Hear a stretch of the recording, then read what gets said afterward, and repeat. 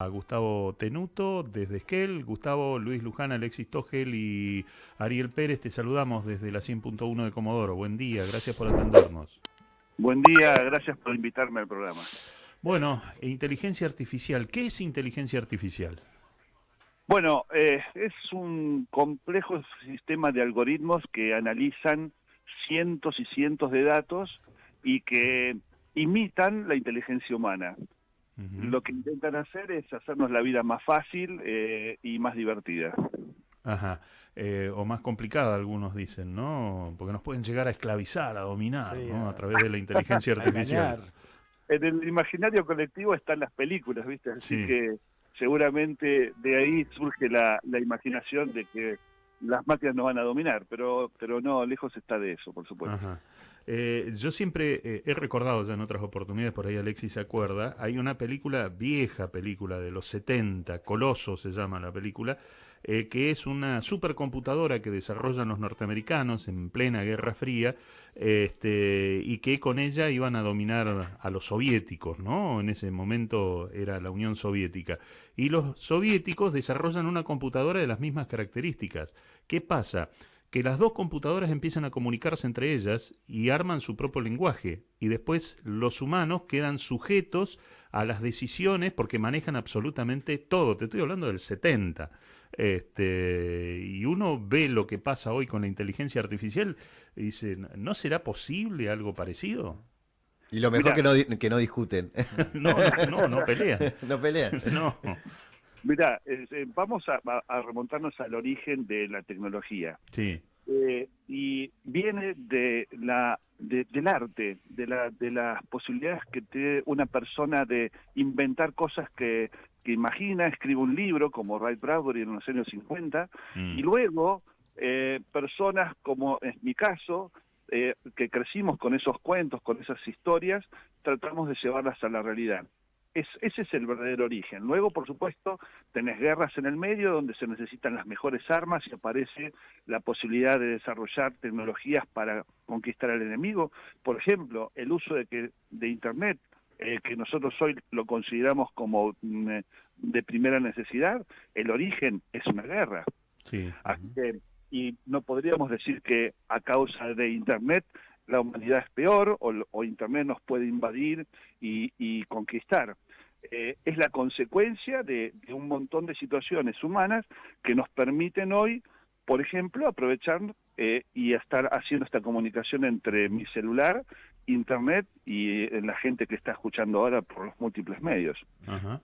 Entonces, la inteligencia artificial tiene algo similar. Estamos en una época en donde la evolución fue tal y la aceleración de la historia es tan acelerada justamente que lo que pensábamos que iba a pasar dentro de 15 años está pasando hoy. Gustavo, justamente voy a ir al hueso porque hay un montón de preguntas que vamos a tener, de dudas que tenemos, seguramente no las vamos a poder resolver todas. Pero lo que más preocupa, más allá de que vos decís que estamos lejos de eso, de que la inteligencia artificial tenga las capacidades del ser humano o superiores, eh, yo recién acabo de comentar lo que es el gráfico del crecimiento exponencial.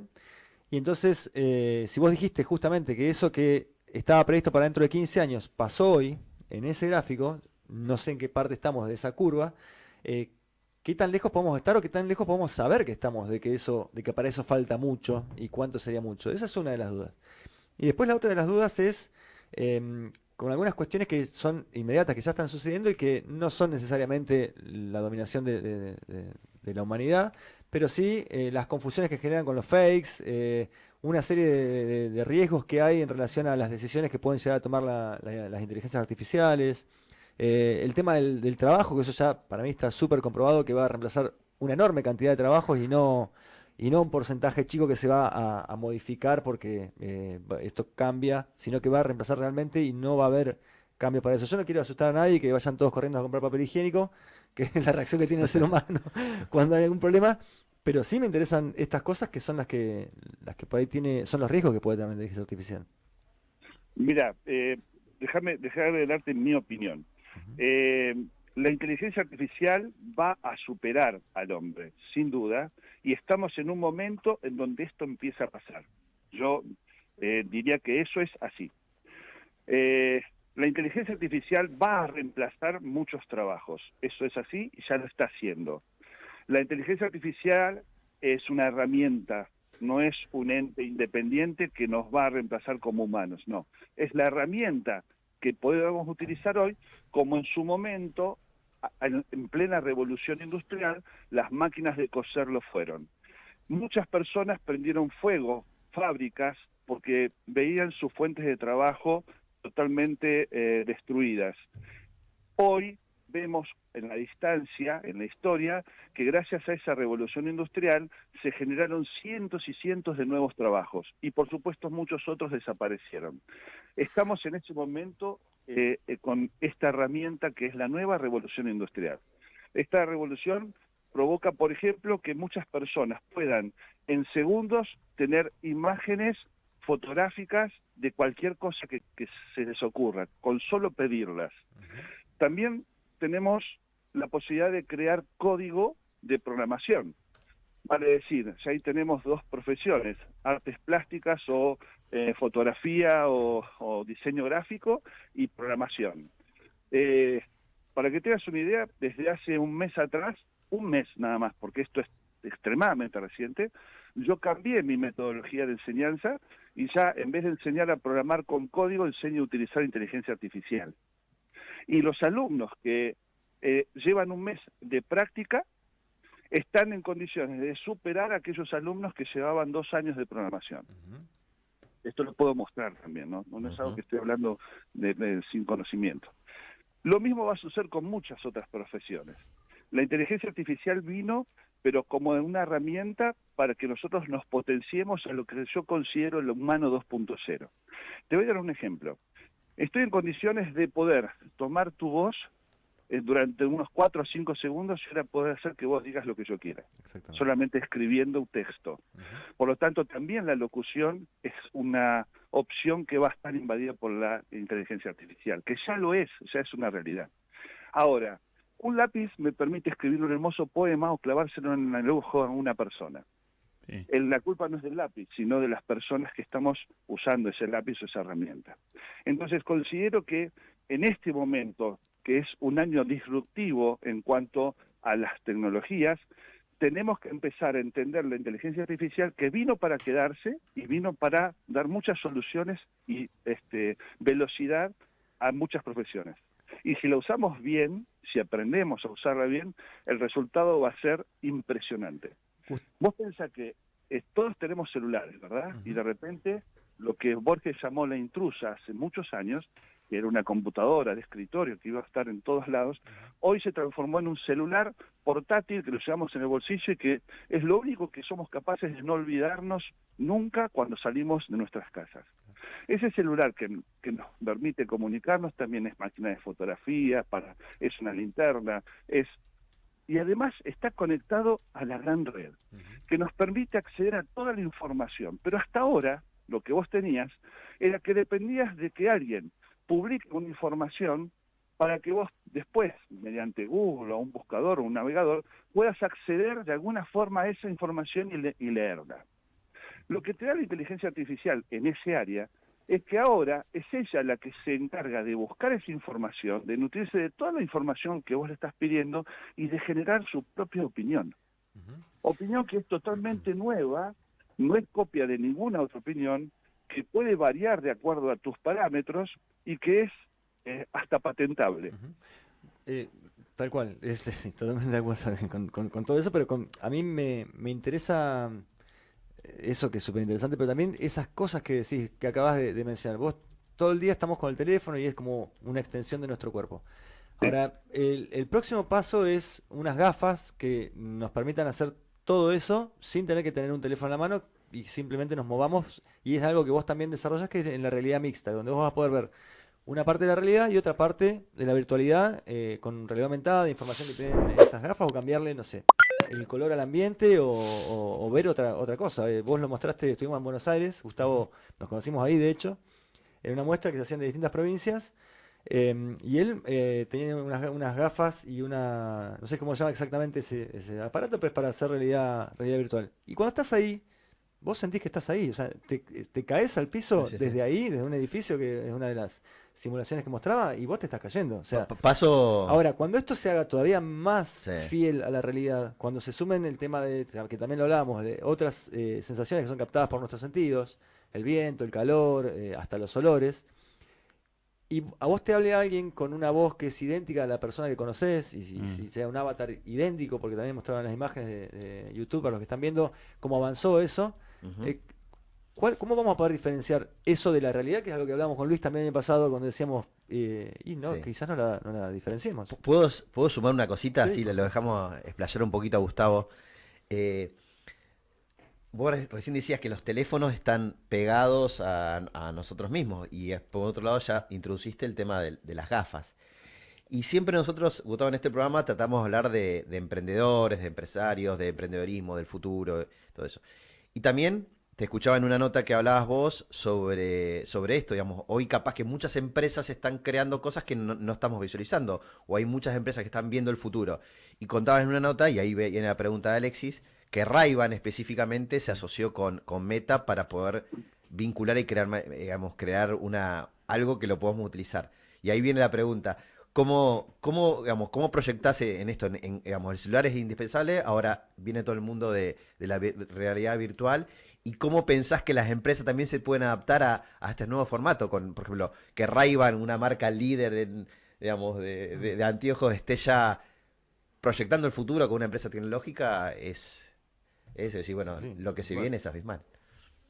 Sí, realmente, tal cual lo estás diciendo, Ray-Ban está junto a Facebook y ahora Meta desde hace muchos años. Ya Mark Zuckerberg, cuando compró Oculus en $2.000 millones a este Stark, que empezaba su revolución en cuanto a la visión estereoscópica y la portabilidad y que sea simple, y mientras paralelamente Google saca el Cardboard, que es una aplicación de celular que permite con 2 lentes y una caja de pizza vos pudieras armarte tu propia lente de realidad virtual con el mismo celular que tenemos ahora. Esa revolución que allá en 2014 comenzó, retomó las ideas de los años 70 de las personas que estaban haciendo con el Sensorama, una máquina compleja para imitar la realidad. Bueno, hoy nos encontramos con una inversión aproximada de $12.000 millones de muchas empresas, las más grandes.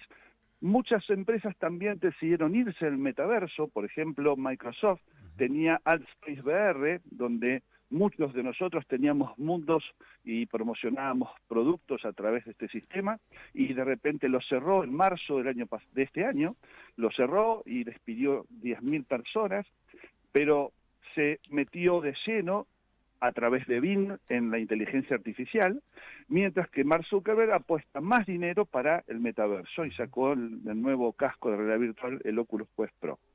¿Qué es lo que veo?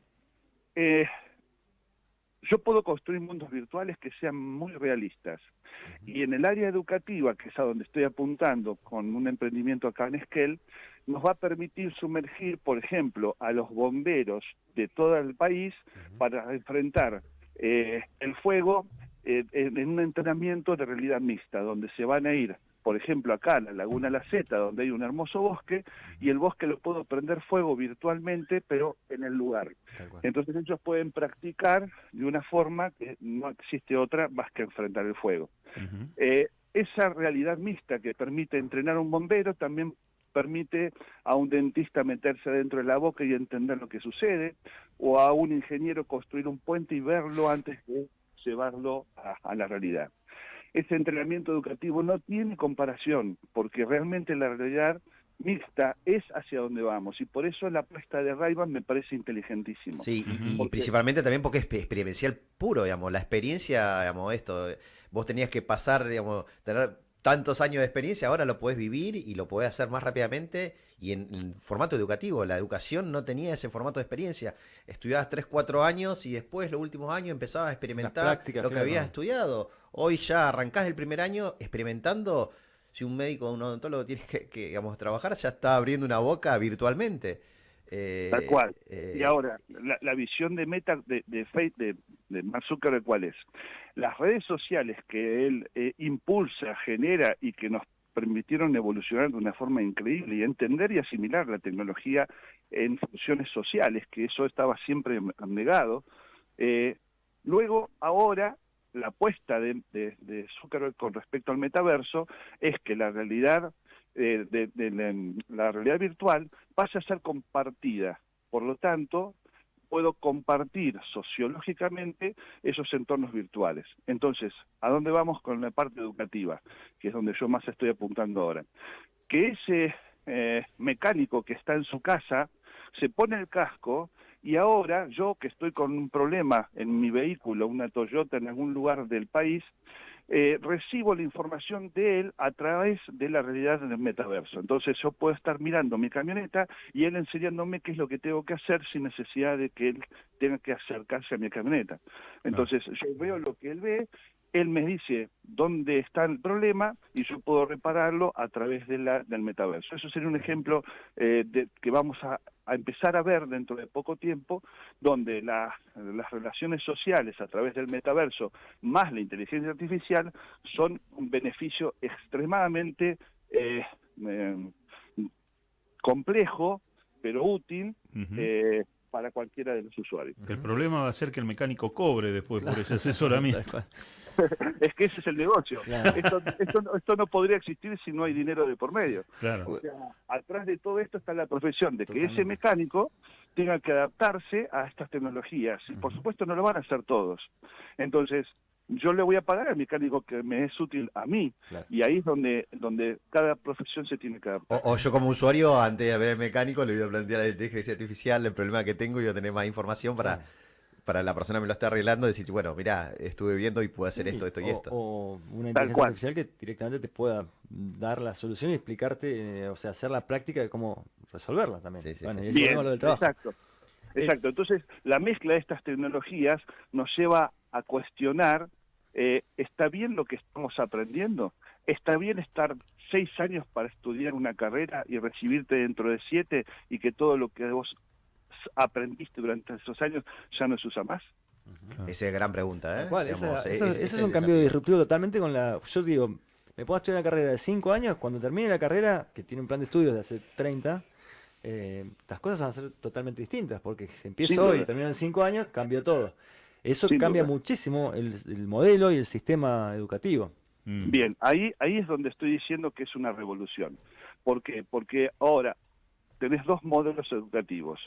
O lo usás basándote en la inteligencia artificial, o te quedás como estabas y cuando te recibas vas a ser obsoleto. Claro. Tal cual. Vos sabés, Gustavo, que mientras estábamos hablando con vos, entré en el chat, ¿no? En el OpenAI, y le pregunté cuál es el límite de la inteligencia artificial.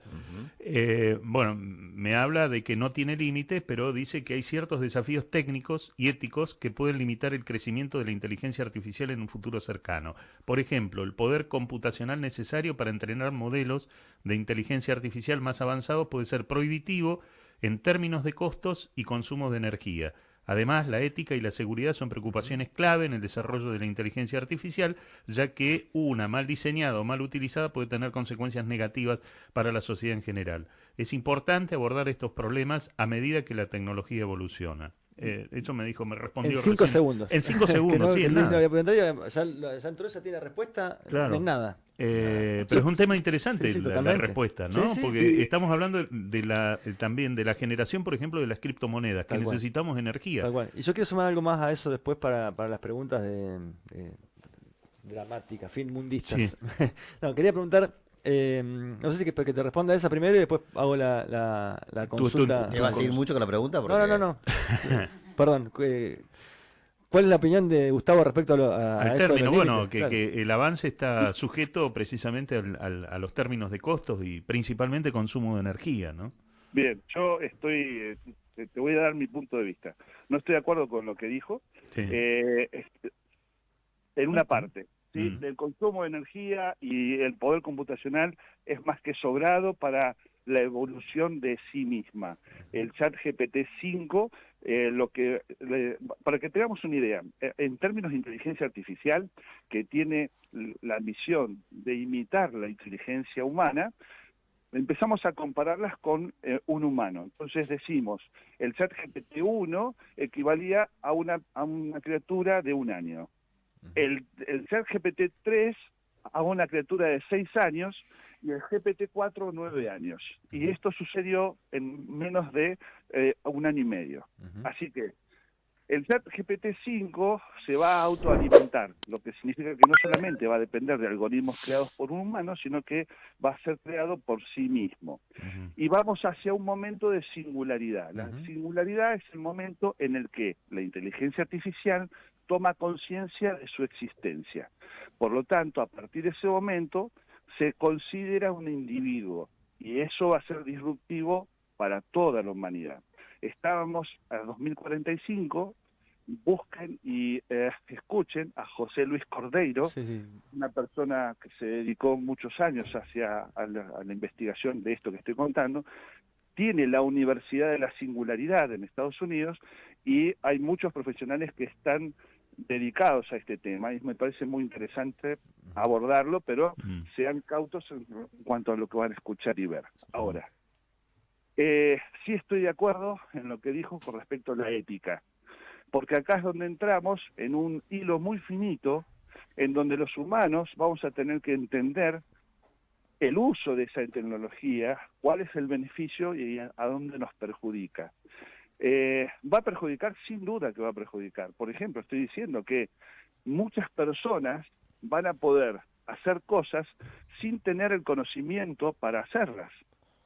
Nosotros, cualquiera de ustedes que me están escuchando, estarían en condiciones de poder saber cómo hacer cualquier comida, aún comidas que no existan, como el mejor de los chefs. Lógico, vas a necesitar tener las habilidades que tiene un chef, pero el conocimiento lo tenés a un paso. Y encima, el conocimiento más la creatividad, porque yo a la inteligencia artificial, en ese área, le puedo decir que cree un plato que no exista, cuyos ingredientes sean compatibles con la con la cultura china. Y lo que va a hacer es analizar todo lo que existe y en función de ese análisis me va a hacer un plato para la gente asiática que les guste y que sea original. Ahora, por supuesto, la habilidad de cocinarlo va a ser mía. Entonces, si yo tengo esa tecnología y la utilizo coherentemente, voy a tener unas mejoras increíbles, pero también es disruptivo. ¿Por qué? Porque estoy diciendo que yo tengo una máquina que crea y que genera conocimiento a partir del acceso a todo el conocimiento que tenemos hoy en la humanidad y que se llama Internet. Gustavo, la pregunta, mi pregunta iba justamente hacia el lado de estas cosas, digamos, de esos avances, y en relación a dos datos que son los que por ahí me hacen llamar más a mí la atención, por lo menos. Uno es el ingeniero de Google, creo que fue, que dijo que la inteligencia artificial con la que estaba interactuando había tomado ya conciencia, que una cosa es que lo diga yo y otra cosa es que le diga un ingeniero de Google que se dedica a eso, si bien después lo despidieron y demás.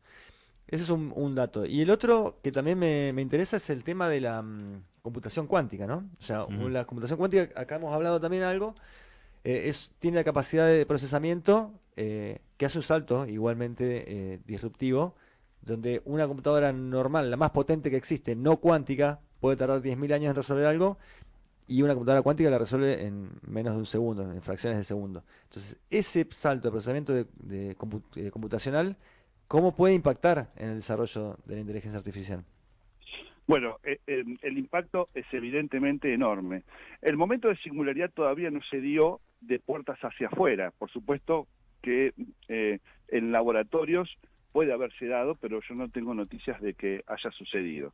Pero va a suceder, y si no sucedió, va a suceder en muy poco tiempo. Nosotros pensábamos que iba a ser en 2045, antes de la pandemia.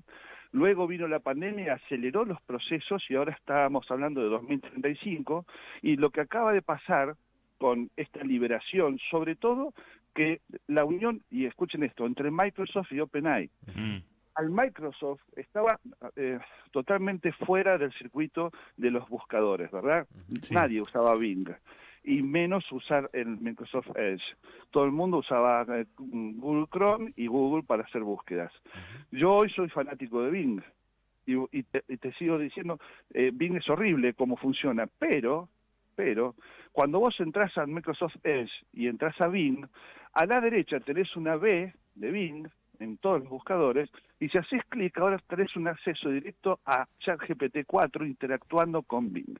Y eso es disruptivo, eso es terrible, es una locura. ¿Por qué?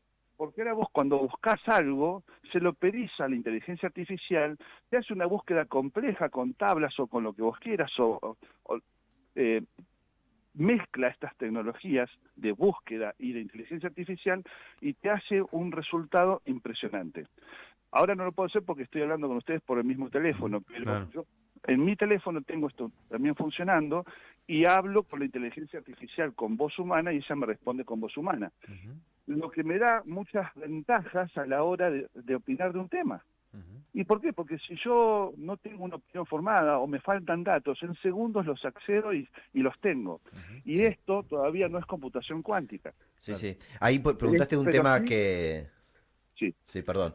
Que tocaste un tema que por un lado yo te quería preguntar.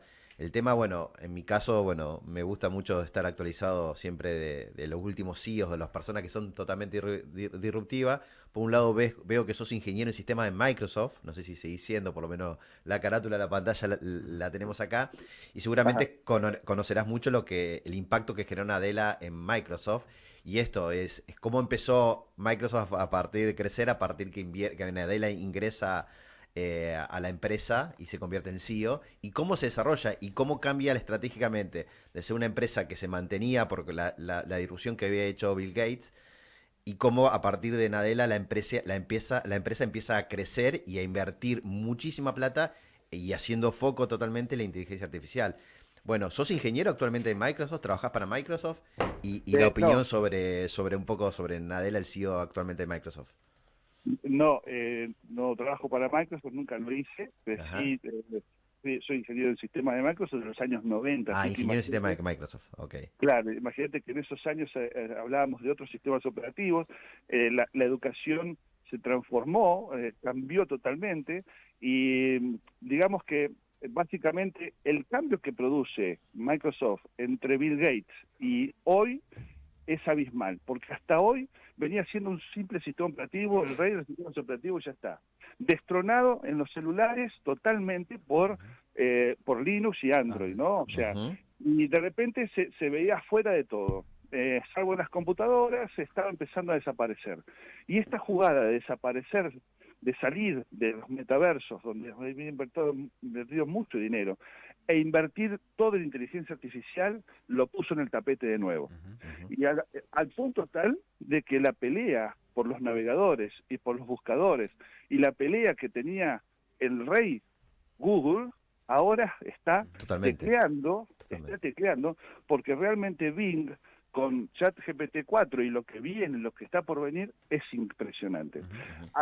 Piensen esto, en un celular ustedes instalan Bing y ahora lo empiezan a usar y ya están usando el ChatGPT 4 gratis, Claro. sin ningún costo. Pero adicionalmente ya está enlazado con Wall-E. Wall-E es la inteligencia artificial que genera imágenes. Claro. Ahora vos a la inteligencia de Bing le podés decir que te genere una imagen y a partir de ese texto que estás hablando. Por ejemplo, podés escribir un libro de cuentos e ilustrarlo todo en forma automática a partir de los parámetros que vos les vas pidiendo. Y en menos de una hora tendrías un cuento listo para imprimir. Tal cual. Sí, nosotros de hecho la carpeta de presentación del faro está, las imágenes están hechas totalmente con inteligencia artificial, no existen esos faros y lo hicimos para probar y para justamente aplicar o implementar esto. Ahí está. Lamentablemente, Gustavo, se nos acaba el tiempo, tenemos una nota más porque daría para seguir hablando, creo que todo el resto del programa por lo menos. Pero, ya Pero bueno, tenemos- lo queremos invitar. ya cuando ¿Venís venga para Comodoro, Comodoro? sí ¿Cuándo lo venís vamos a- seguido o algo? No te sé escuchar. Si venís a Comodoro seguido. Mira, yo vivo en Esquiel, que es mi lugar en el mundo ahora, Ajá. pero sí voy a ir a Comodoro, no sé si dentro de unos par de meses. Sí, sí. Algo Ajá. que quería comentarles, que me parece interesante, que a menos que lo sepan, es que hay algo que desarrollé que se llama realidad representativa, Ujú. que es la mezcla entre la realidad y la virtualidad. Es un método a través de una electrónica que permite que yo construya un metaverso, pero que ese metaverso sea copia fiel de algo que existe, y ahora cuando estoy en el metaverso puedo ver la realidad. Si la luz está prendida en mi casa, yo me meto en el metaverso en mi casa y la veo prendida. Claro, Pero desde el metaverso puedo apagar la luz y ahora se apaga en la realidad. claro. Sí, Ahora, eso en poder de inteligencia artificial, metaverso, bueno, es hacia dónde vamos. tal cual. Bueno, sí, tiene que ver también con gemelos digitales y con algunas otras cuestiones que también Exactamente. hemos hablado y seguiremos hablando seguramente. Sí, yo creo que va a venir, estuvimos en conversación a ver para traerlo y para hacer alguna actividad relacionada, así que espero que pronto Bueno. vamos a hacer. No, y seguramente pasaste de ser el loco que siempre visionaba con cosas, me causó gracia que en un momento, y esto lo puedo demostrar, porque seguramente cuánto tiempo Sí, antes habrá estado hablando del futuro sin poderlo demostrar, digamos, te sacaste ese Sí, peso de sí. encima. Diste en la tecla porque esa es la historia de mi vida.